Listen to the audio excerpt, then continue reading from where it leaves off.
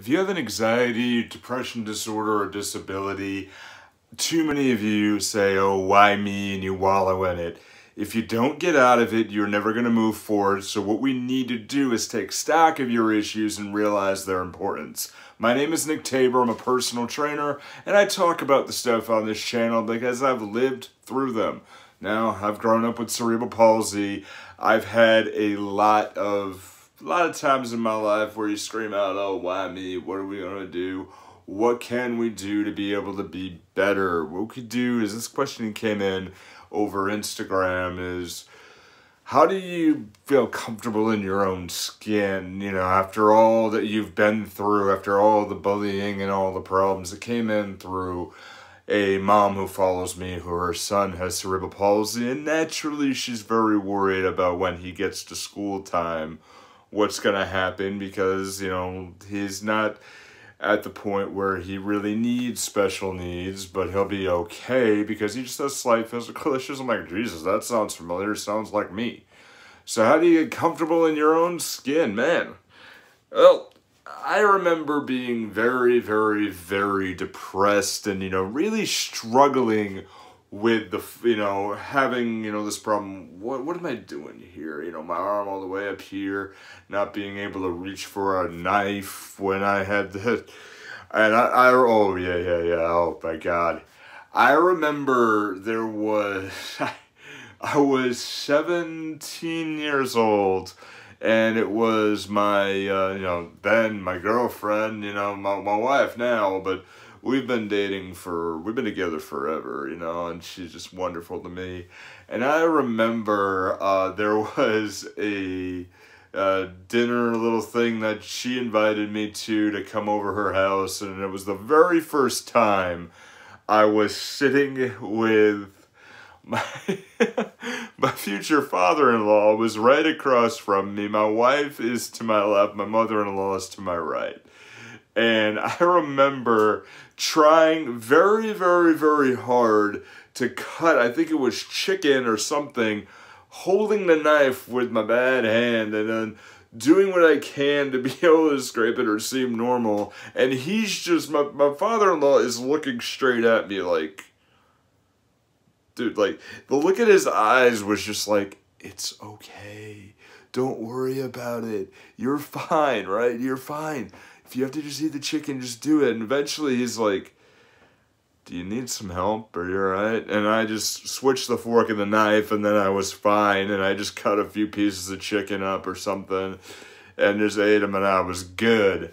And then he's like, oh, you're okay, you're good. And every once in a while, I remember, I haven't talked to him about this in a very long time, but I remember I got to the point where I was able to laugh at it because I was so embarrassed. I mean, 17 years old, I knew this relationship was going to be really super serious. And, you know, it seemed like we were building something at that point in time. I wasn't exactly sure, but I knew in the back of my head there was something. And but I was so nervous, and I had tremendous anxiety making sure that, you know, the girl's parents enjoyed me, and, you know, I was very super respectful, you know, calling, okay, Mr. K, hey, you know, Mrs. K, how you doing? Okay, good, yep, yes sir, yes ma'am, and, you know, doing all these things. But what I learned to do was just have a good laugh over it and just say, you know what, in the end, this is kind of funny. Like, this is kind of interesting, but, you know, I was put on this earth for a reason by, you know, who knows what, you know, and some, you know, whether you call it God, whether you call it the universe, you know, are put in there, and it reminded me, it's like, I gotta find humor in something, and eventually what I started to do was just turn the tables, and, you know, I'd look at it, and, you know, like we're hanging out with our friends a few weeks ago, and helping my friend Jocelyn with her shoulder, and, you know, she said, you know, can you look at this, you know, something's up, and her, like, her shoulder here was very, very, very tight, and, you know, we're talking about it, and she's like, you know, it just seemed like a few days ago, my arm stopped being, you know, wanting to be an arm. I'm like, oh, I can relate, you know, and she's like, And I'm like, it's okay, you can laugh. And she starts giggling, and she's like, oh, that's okay, that's fine, you know? And it's just, for me, you just can't take this seriously. And I think we let it fester because we ask, why me? What happened? You know, why are we the way we are? What happened here? And you say, no, don't do it. And I mean, really, that's all it is I believe personally, in order to really make sure that, you know, we do take stock in our issues, make sure that we're comfortable in our issues, the first thing is to be able to try to find humor in it or not take it as seriously. My wife's grandfather was one of the most influential men, and, you know, I didn't have a ton of conversations with him because he lives down in Florida. I'm up in Massachusetts. But one of the things I remember that he said to me is that, if you want to be successful, one of the things you have to do is you have to take the situation in front of you seriously. You never take yourself seriously. And meaning with that you lead your life in in the way that you do it is you just, you know, you have fun, you do great things, but, you know, if you're thinking to yourself, like, okay, I've got to hide this arm because I can't have that impression, I can't give an impression that I'm a false person, or I can't give an impression that I need help, or maybe I can do great things, you know what, just, no. Yourself personally, like, you know, be cutting the chicken, you know, in front of my father-in-law, you know, like, okay, if he's like, okay, great, I'll just switch it, giggle, I said, oh, good, you know, maybe I needed a knife attached to this thing or something, or, okay, you know, and just break the tension, just talk, and just be yourself. I don't even think about this as much as I really should, or as much as I think others want me to. And just to be able to say, you know what, I'm just gonna have fun. It happened. You know what, it happened. I was born, the day I was born severely premature. The umbilical cord was around my neck. I had a stroke, and it happened.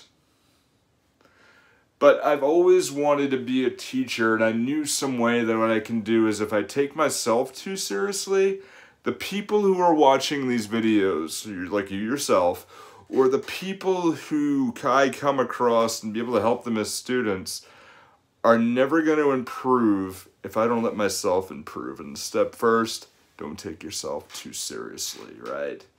Just do what you gotta do. And then the moment you do that, the easier everything becomes. And I'm not saying you gotta laugh at yourself, you gotta do things, but that you gotta build the self-confidence. Yeah, stuff happened in the life, but you know what? You do amazing things. You can do it. You could be great. I know it. I can do it. Dude, I want you to go out and, you know, put a comment in this video if you see it, you know, of what happened in your life and how can you not take yourself that seriously?